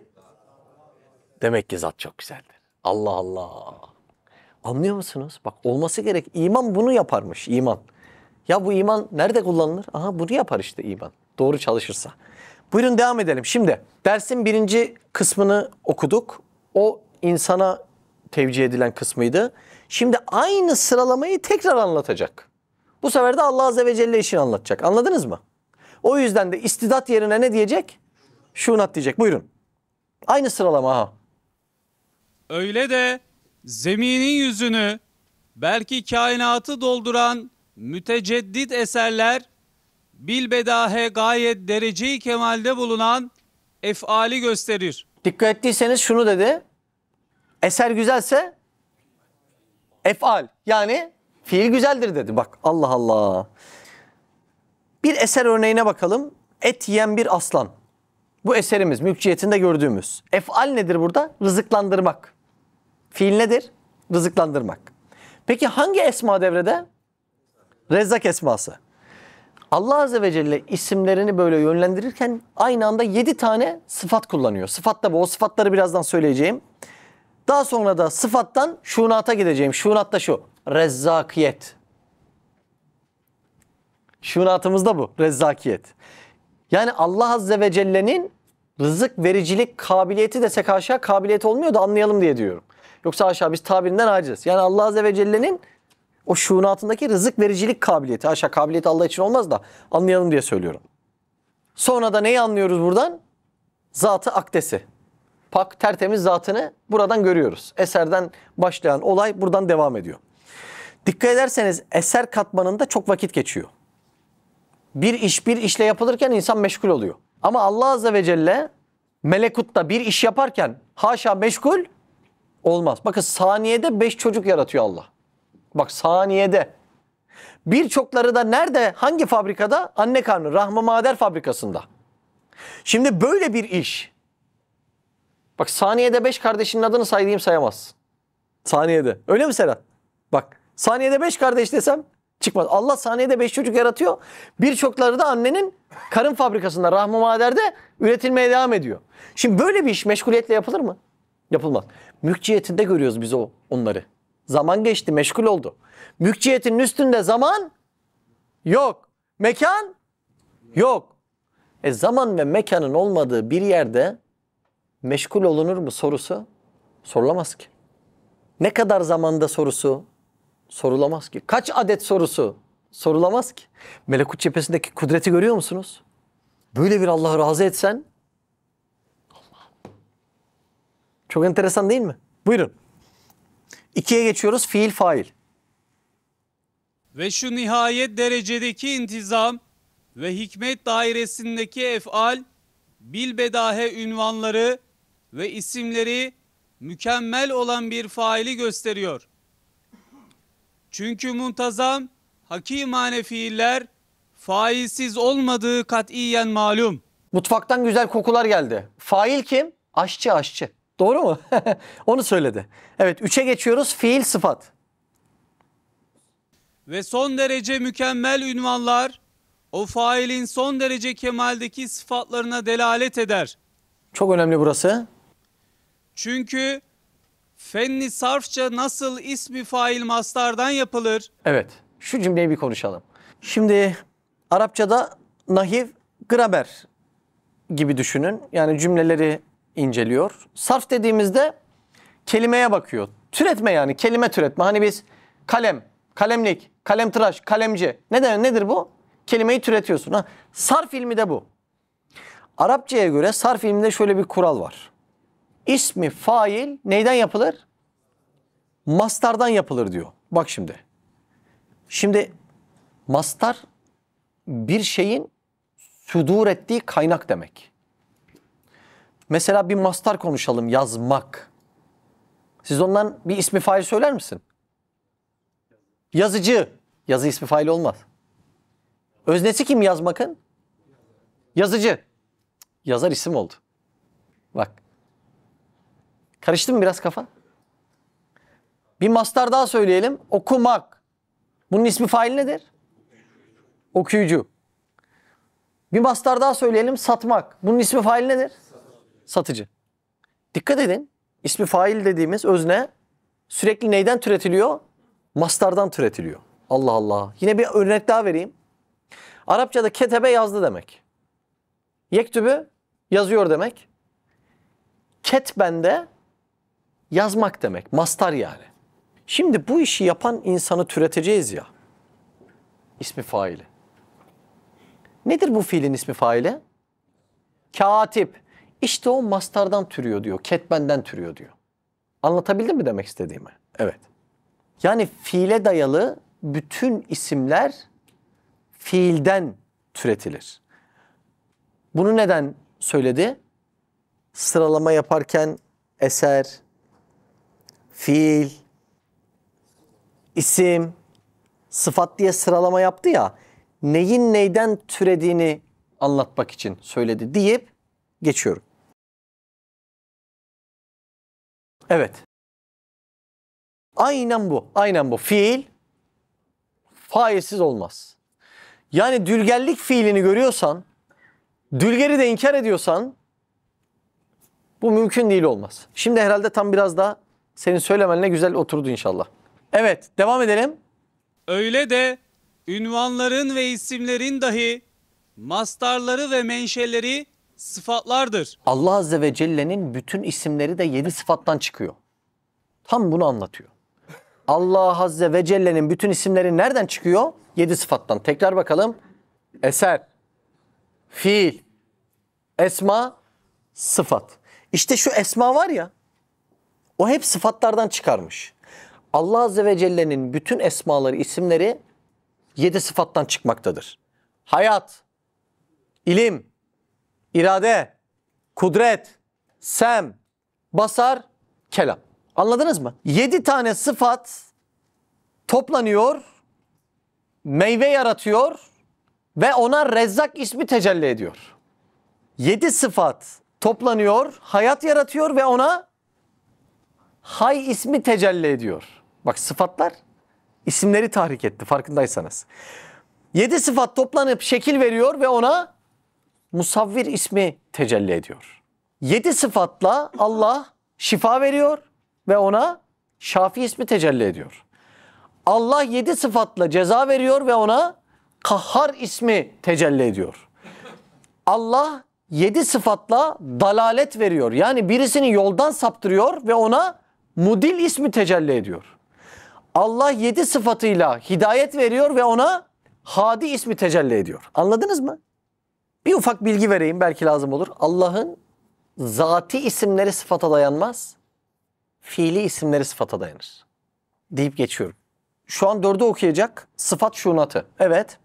Ve son dereceyi kemalde sıfatlar şüphesiz son derece mükemmel olan şuunat-ı zatiyeye delalet eder. Zaten sıfatları icraata sevk eden şuunat. Bakın burada icraat sırasını yakalarsanız çok güzel bir şey olur. Aşağıda eser vardı, efal vardı, esma vardı, sıfat vardı, şuunat vardı. Şu sıfatlar niye tecelli ediyor biliyor musunuz?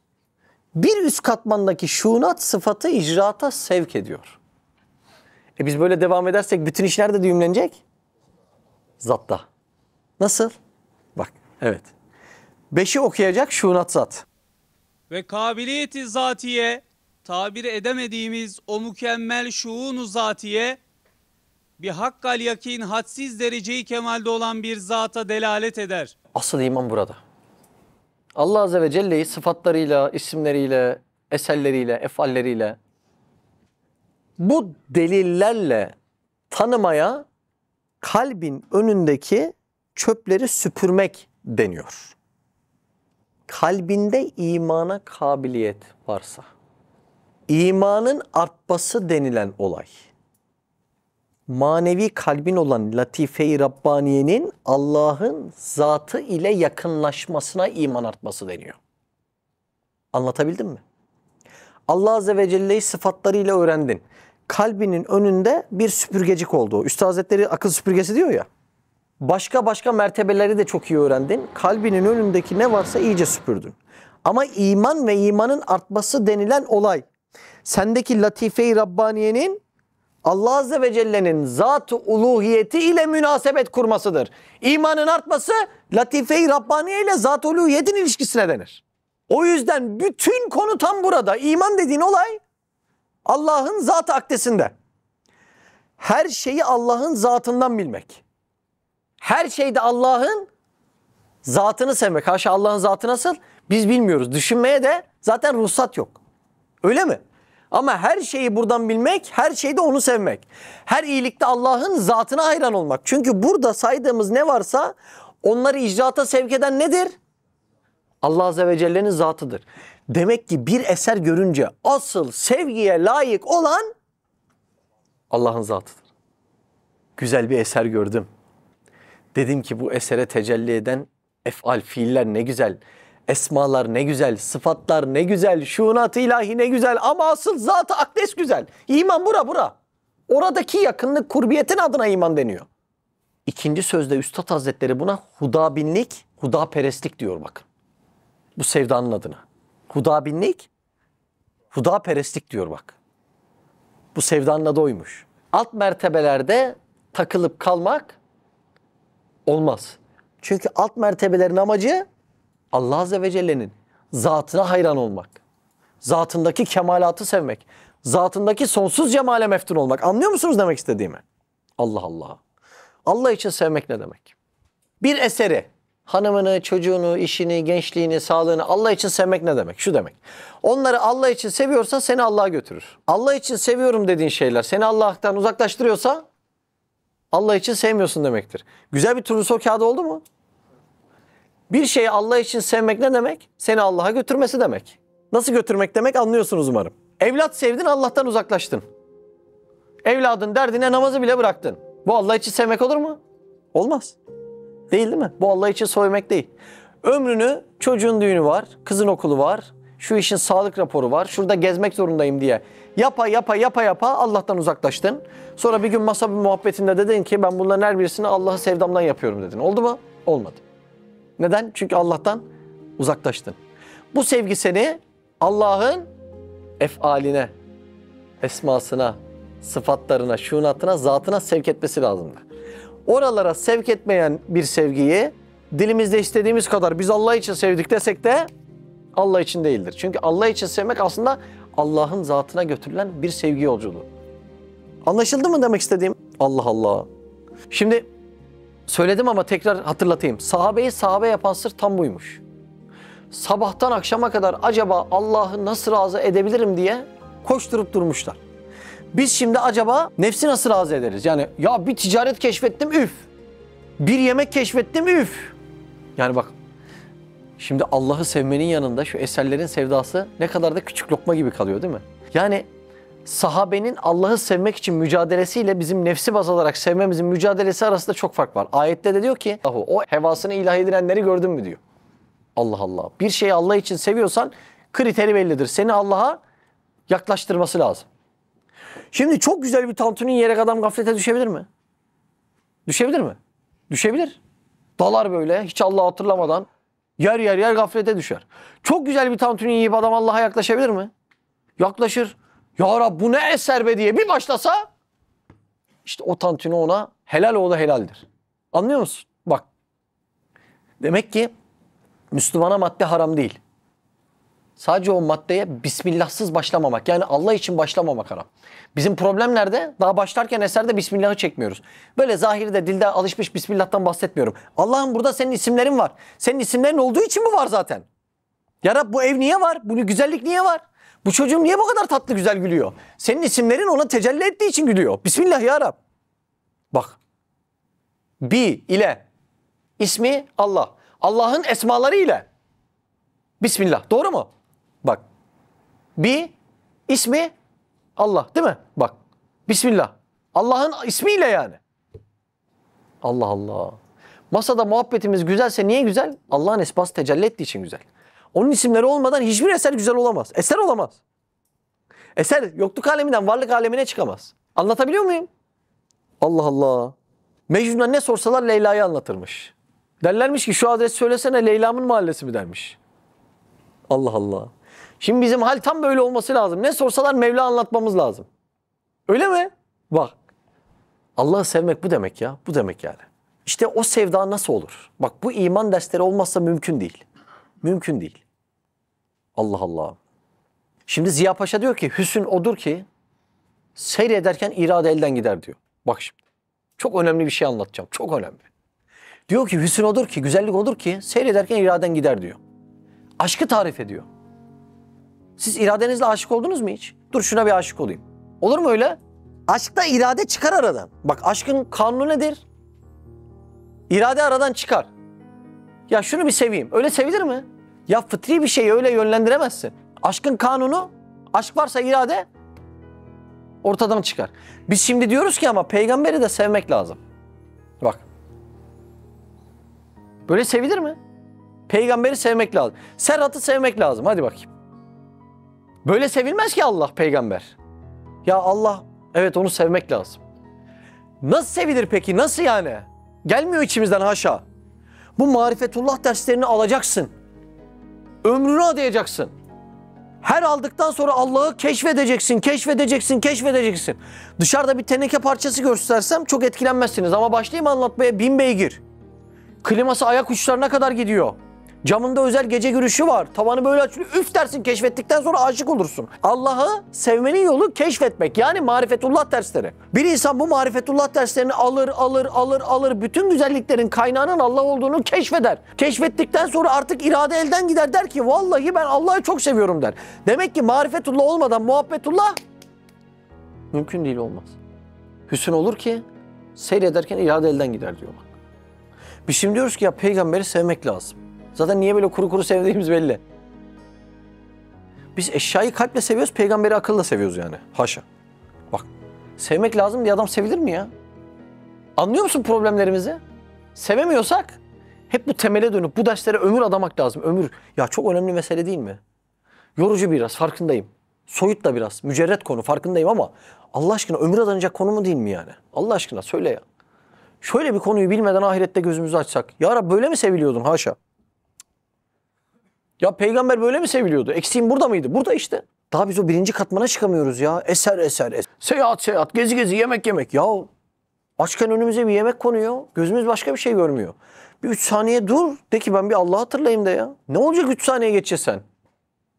Eserden çıkamıyoruz. Eserden daha bunun kaç katmanı var? Melekut katmanı var. Doğru mu? Allah Allah. İleride Allah nasip ederse bizim meftun olacağımız cennet var ya, bak cennet.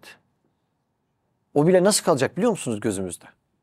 Bak rivayette diyor ki dünyanın 1000 sene mesudane hayatı. Dünyada kaç yıl yaşayacağız Mehmet abi? 1000. Nasıl ama? Mesudane. Yani sağlık derdi yok, fatura derdi yok, yaşlanma derdi yok. Arabaya bindin kalabalık yok. Nasıl? Mesudane. Dünyanın 1000 yıllık mesudane hayatı 1 saat hayatına mukabil gelmeyen cennet hayatının. Dünyanın 1000 yılı cennetin 1 saatine denk gelmiyor diyor ya. Cennet böyle bir şey diyor bak. Dünyanın 1000 yıl mesudane hayatı cennetin 1 saatine. Ya bu dünyaya koşturanlar ahiretin o cevizi açılıp içi çürüğü gösterince dünyanın çürüğü.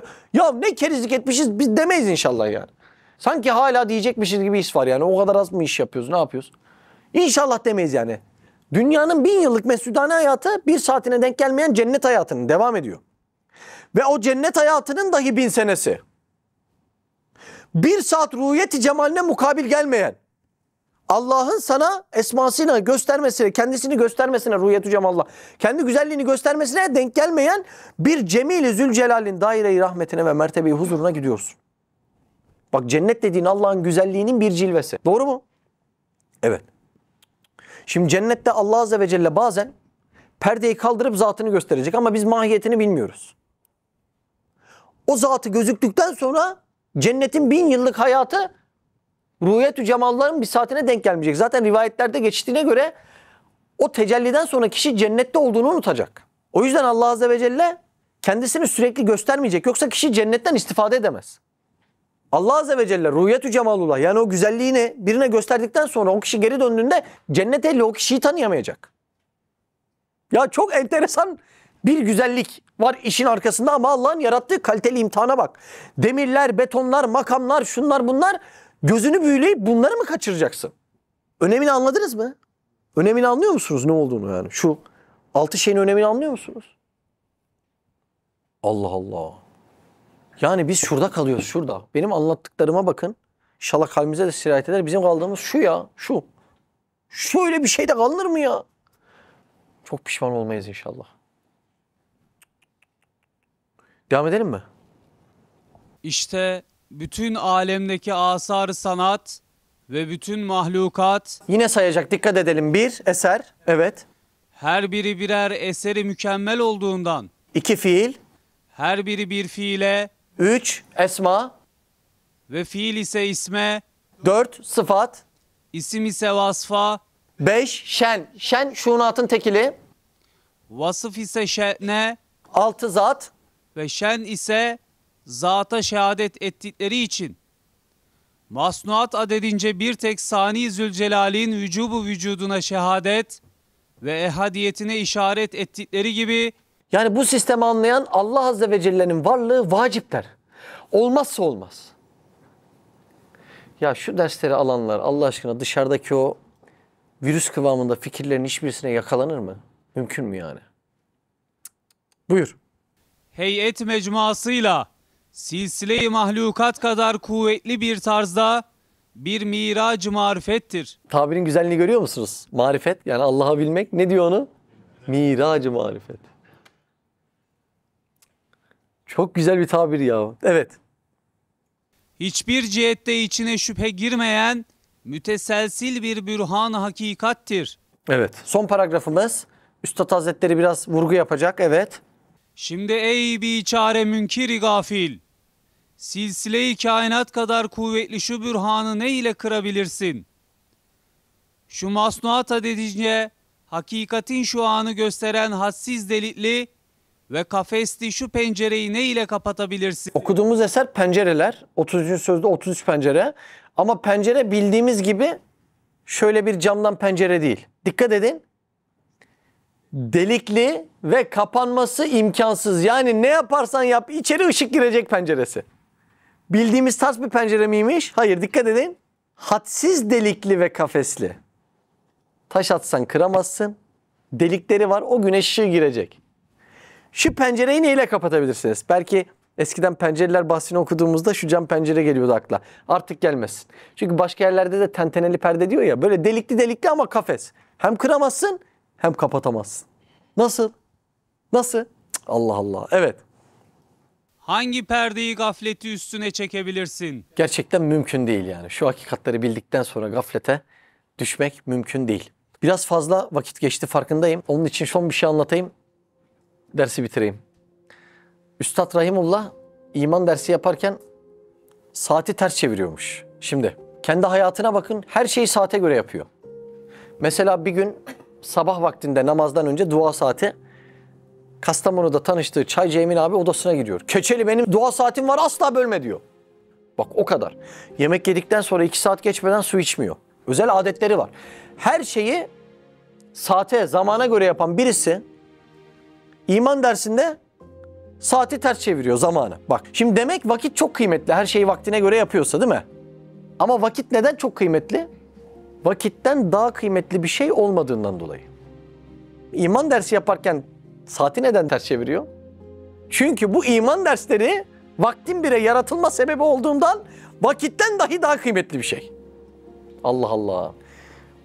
Yani vaktin kıymetlenmesi bu iman derslerine bağlı. İnşallah öyle bir an geçirmişizdir. Bir anı seyyale, bir vücudu enver.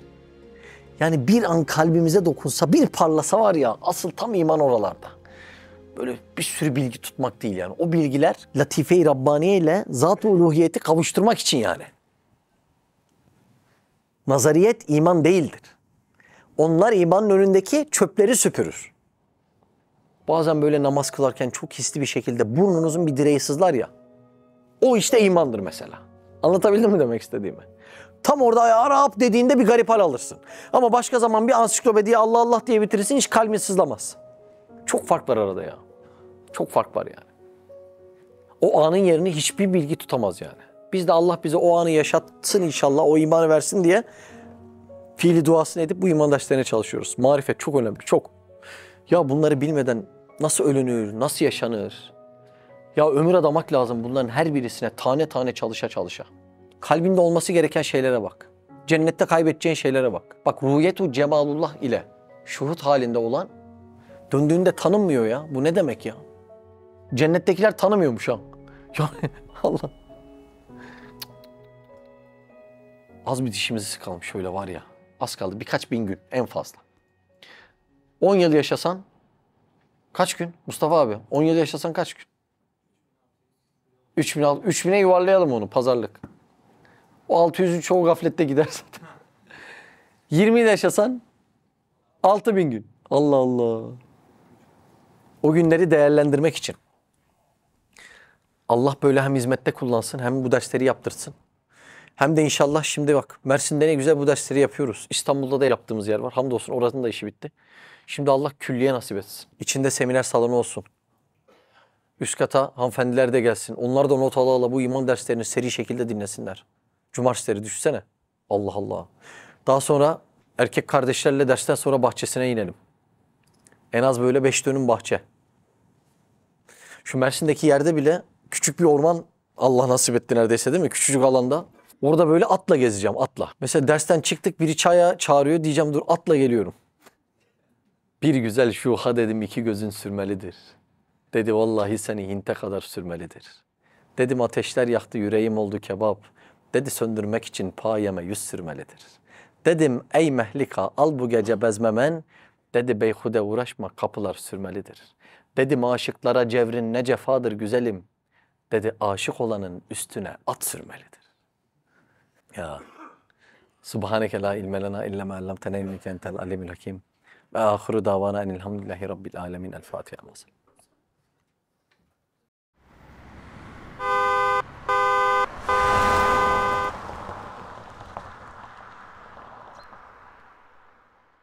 Çıkmazdayım ya Rab. Yalnızlıklarım,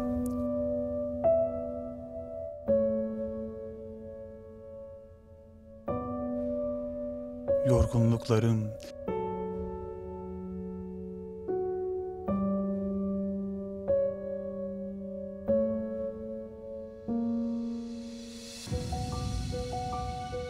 kaybettiklerim,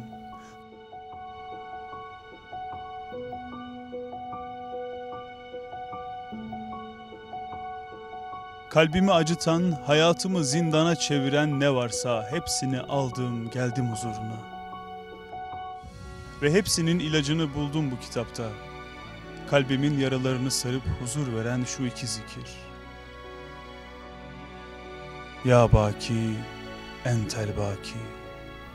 Ya Baki, Entel Baki.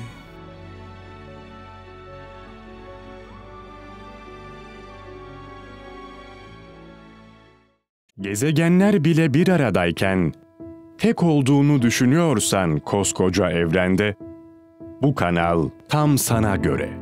Bu video YouTube kazanında kaybolmadan, senin gibi başkalarına da ulaşabilmesi için desteğe ihtiyacı var. Her abone, bir kırgın yüreğe daha ulaşmayı sağlayacak. Beğen, abone ol ve yorum yapmayı da unutma.